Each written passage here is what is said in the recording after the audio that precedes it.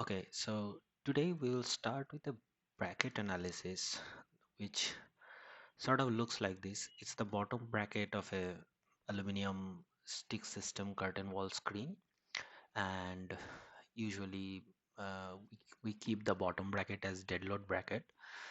So there is going to be compression force and wind load, which will be in both direction, suction and pressure. So we will make a finite element model as we can see here. And now to demonstrate that, I will create a new file and try to create the similar model. So what we can do is we'll go to new,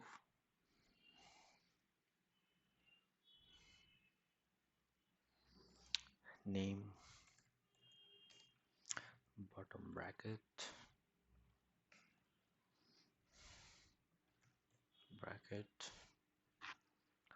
aluminum.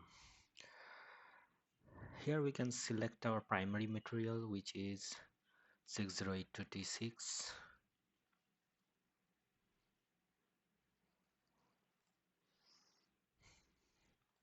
And in the functionality section, we need to have nonlinearity, general plasticity, all these options checked, and then you can click OK, and we get a new file. Now, here, what is most important is to check all the snapping options properly. Here, what the option which is very valuable is tracking guides, and we can just pause the video here and see what are the things that need to be checked. And then we need to make the bracket model. Now you can see the base plate is 240 by 160. So we'll do the base plate 240 by 160. We'll go to line, okay, 0 0 0 0.1600, confirm. So line, then here 24. See, with the tracking options, it's very easy to make the basic line diagrams. And then we need to have space for the bolts. It's 60 from one edge, so I'm going to break the line, copy,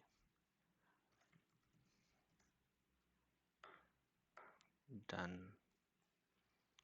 Here it's from both edges 35, so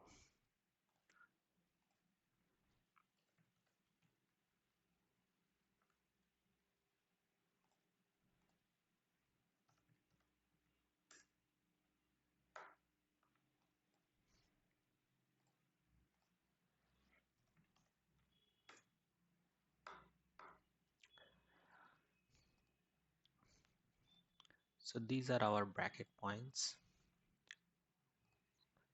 sorry, the bolting points. And then we need to have the position of the profile from here to center of these two. 83, we will take a round figure.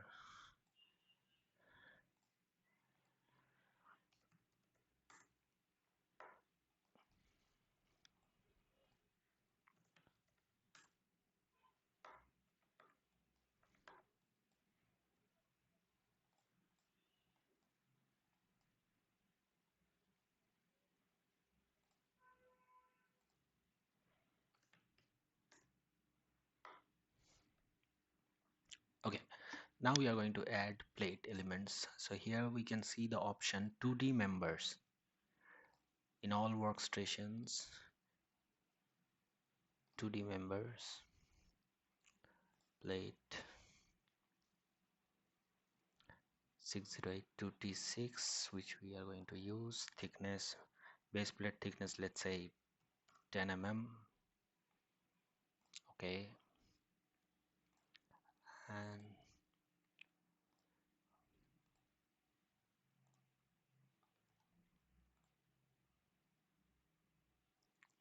I can see here base plate has been added.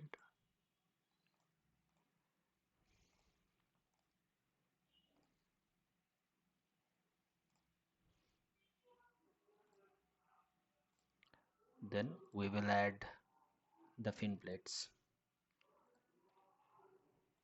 First we'll make one fin plate and then we will copy it to the next one. So now we need to show the bolt hole. We will consider a 12 dia hole and what we can do is we can draw a small rectangle 0.006 0.006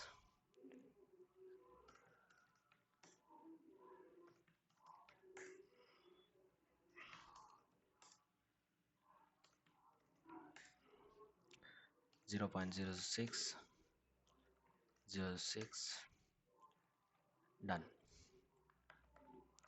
Now what we need to do, we need to add a node on the 2D element. So here we have internal node on 2D element. So we are going to select that. Now you can see here internal load. Please select any slab as master.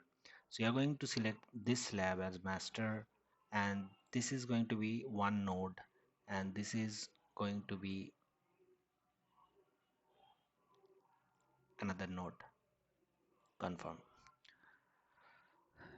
Done. Okay. Now we are going to introduce sub-region. You can see here the option. I will show it once more. In 2D members we have an option called sub-region. Sub-region we need to select. Then here you can see again, please select any slab as master. So we are going to select this slab as master, and then we need to select the thickness of the sub-region, which let us say is the same 10 mm thickness. Okay, and then we need to create a circle. So we are going to use this new circle by 3 points. So here 1 2 3. Confirm. Okay, now we need to add boundary conditions. So this is line rigid link. So you need to click this, select master node this one, select slave edges is this one. Confirm. Also we need to divide this surface so that the mesh is proper. So divide surface, select surfaces to divide, end with escape, select dividing lines. So we are going to select here to here and then again here to here. Confirm. So now again we need to put the rigid link, master node,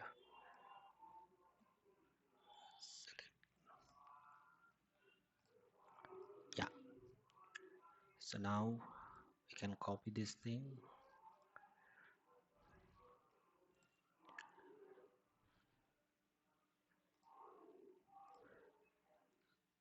right here. Okay, so next what we are going to do is,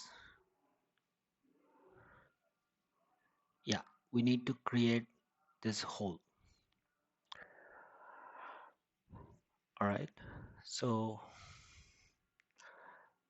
we can roughly estimate the location. This will be from top, let's say 30 mm, 30 mm from top, and we'll put somewhere in at the center. So what I am going to do, I'm going to draw a midpoint, confirm action, and then I will copy it 0.03 30 mm on both sides. 0.03. Done. Now from the top we can consider the edge distance and just draw a line. Okay, so now we got the center of the bolting point. Okay, so what we are going to do, we are going to do again that rectangle 0.006, 0.006. I'm just doing this so that we have more number of points which is going to help us when we will do divide surface. And while doing the sub-region, if we select 3 points instead of center and perimeter of the circle, this becomes more precise to select 3 points.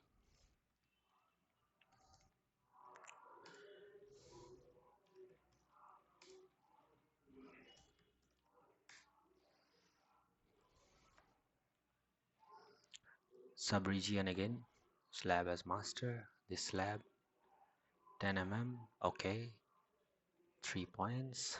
See, here we got all these points, so it's going to be very precise. And then we need to divide surface, surface to divide, escape, select dividing lines here to here and here to here, confirm action. Then we need to introduce a line rigid link, master node, slave nodes, confirm action, done. And then we need to copy it. Let's keep it for last. First we will apply the loads here itself, then we will copy it. So then we need to assign supports, so hinge support in node, so these are anchor points, so we'll put hinge supports here. It's extremely large, so we can adjust the scale here.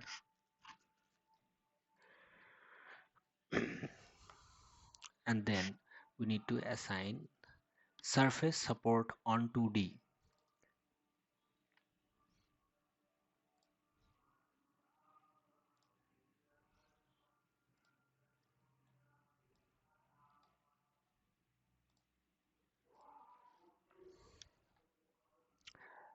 Now we are going to apply loads. So here load cases,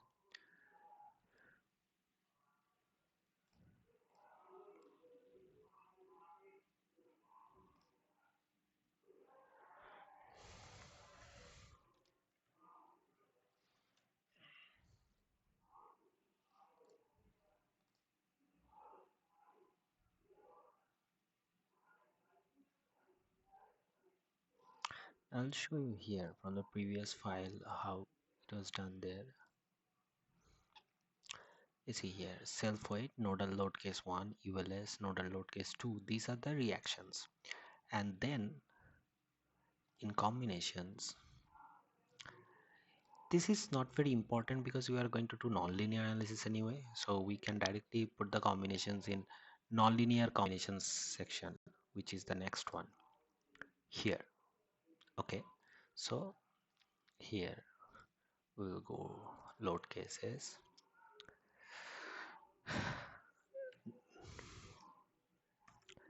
let's say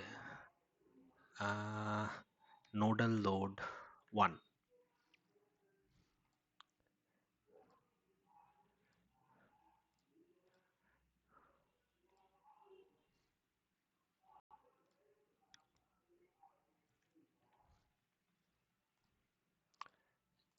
I think we wrote it ULS last time. Nodal load 2, ULS,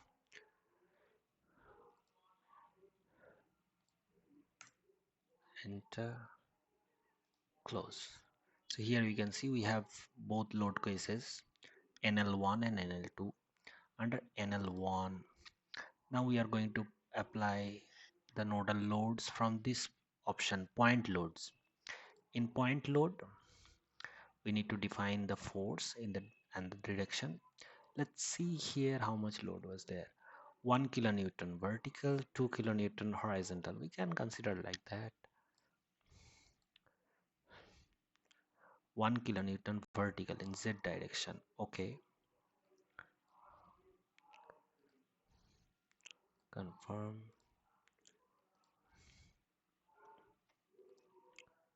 X direction, it is going to be 2 kilonewton.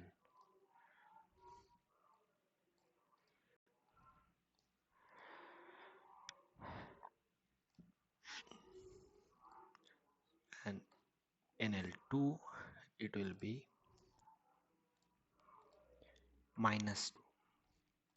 Same load, it's in opposite direction. Confirm action.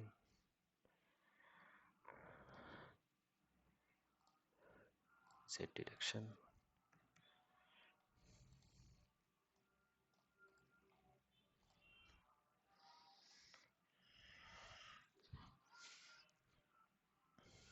Now we are going to copy this whole thing.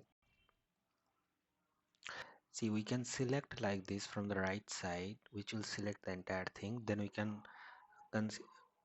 press shift and then deselect this particular area. Then we can copy and paste it here. Be careful with the snapped nodes. It's better to zoom in a little bit and then select, because sometimes it can automatically snap a different point which is very close, not visible, but it will give very wrong results if we are not careful. Now what we need to do is we need to rotate this from here.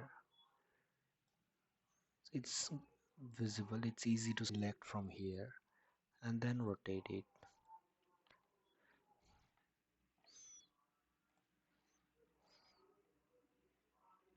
See, I always prefer to zoom in then select. It's better to be careful from the beginning than to regret later. For this one is a small model, but for really complicated ones it becomes messy if all the points are not properly done.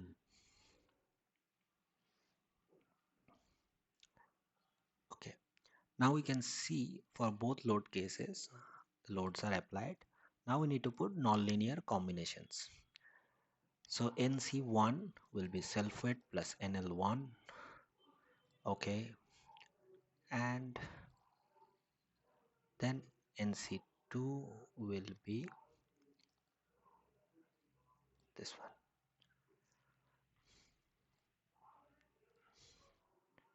Close. Then we have to add here result cases, all ULS. We need to add these combinations. SLS is not very important for this, but we can still add. Okay,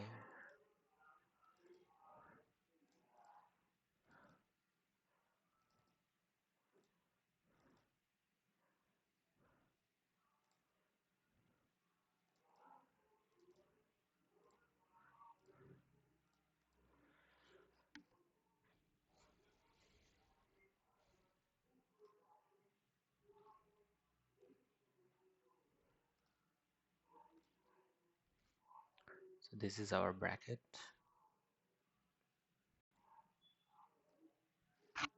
Now in the calculation,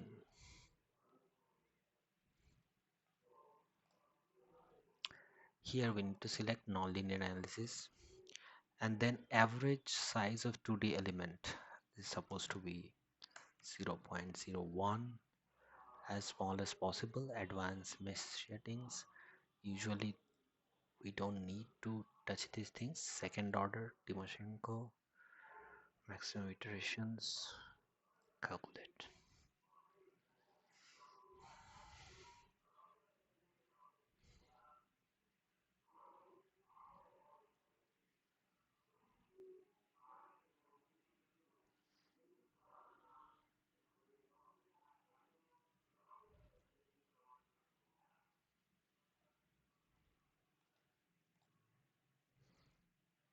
Our results 3D stress.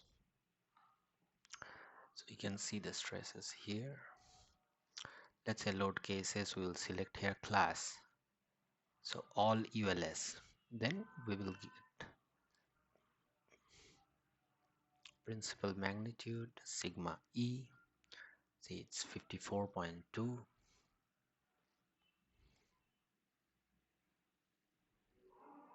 And then again in deflection, we can see here. Actually, these are all factored loads. So the deflection should be based on service load. We can add that in the combinations. But anyway, this is going to be the deflected shape. In stress also we can evaluate. I'll show one case where if the thickness is less and if it is not adequate, how it will go beyond stress limit and then it will reach to strain limit, which we can check as per Euro codes.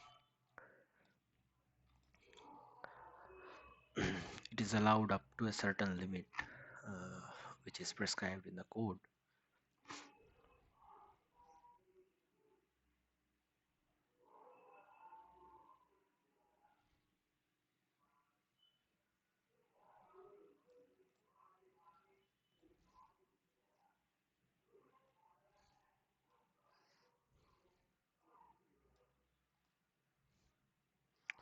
So here in principal magnitude, we can consider principal plastic strain. So you can see here it has not reached the plastic limit zone. So maybe what we can do, we can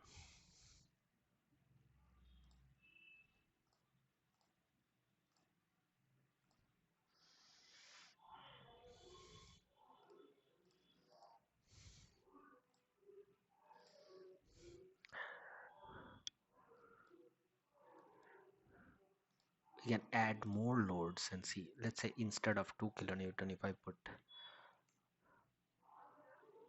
8 kilonewton, should be good enough to check the strains. Minus 8. Then again we calculate.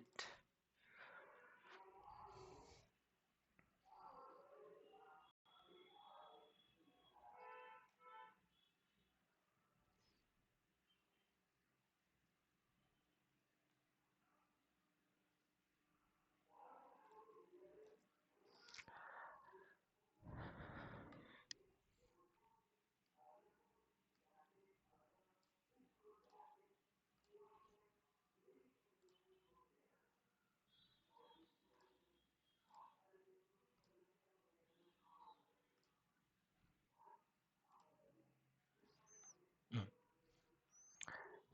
So now to reach beyond elastic limit, what we need to do in the materials section, we have 6082T6 selected for this one, and here we need to select elastoplastic von Mises. Maybe we don't need to go up to hardening, and we can cross check if the material is correct here.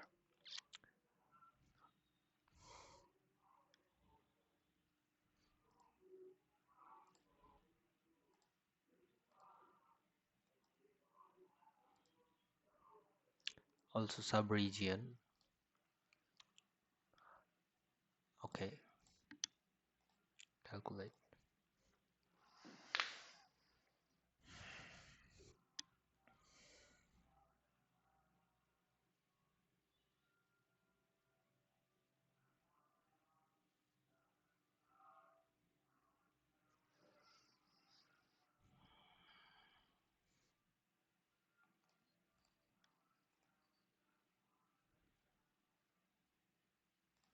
Yeah, now we can see it has reached up to limit 255 megapascal, and here we can check principal plastic strain, which is 30.8, and that is in this area.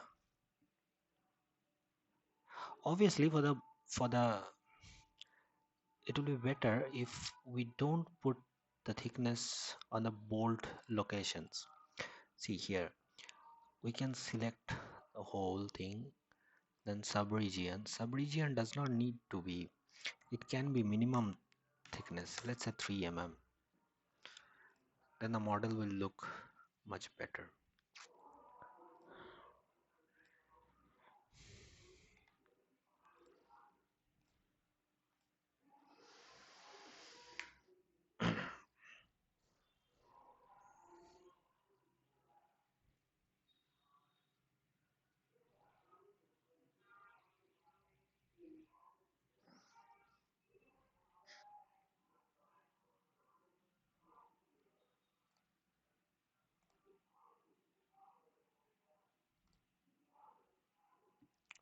Yeah,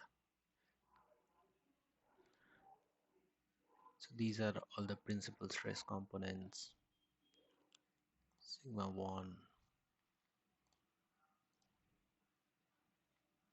Obviously, we can always change the mesh size to get more uh, micro level results.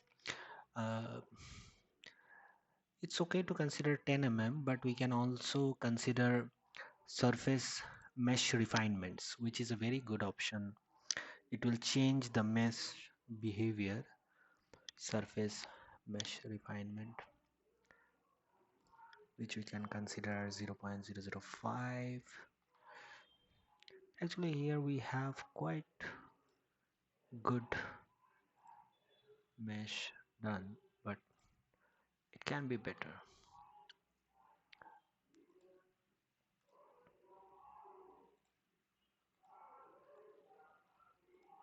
Confirm.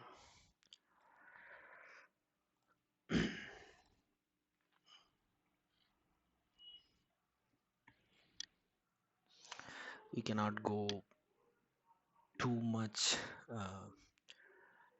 analytical in the videos because it can be quite taxing for the computer to run.